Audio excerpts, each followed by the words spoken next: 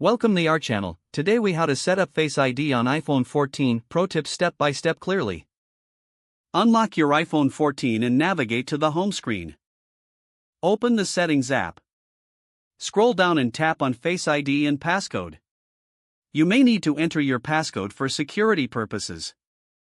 Select Set up Face ID. Position your face within the frame on your screen. Tap Get Started to initiate the process. Move your head in a circular motion as instructed. This helps your iPhone capture different angles of your face. Continue this movement until the progress bar fills. Once completed, tap Continue to go to the next step. You may be prompted to create an alternate appearance for added security.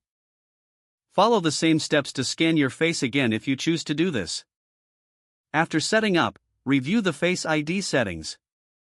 You can turn on or off Face ID for various features like unlocking your iPhone, Apple Pay, or App Store. Ensure that your Face ID works seamlessly by testing it. Adjust your appearance settings if necessary for optimal recognition. Now, you are all set to use Face ID on your iPhone 14. Enjoy the convenience of secure, facial recognition access. If the page does not load, refresh the browser or try again in a private or incognito window. Make sure you are using the correct email address, then retype it carefully to avoid small typos. If your password is not accepted, use the reset option and create a new strong password you can remember. Check your spam folder for verification or security emails, then complete any requested confirmation steps. Enable two-factor authentication if available to improve account security and reduce unauthorized access risk.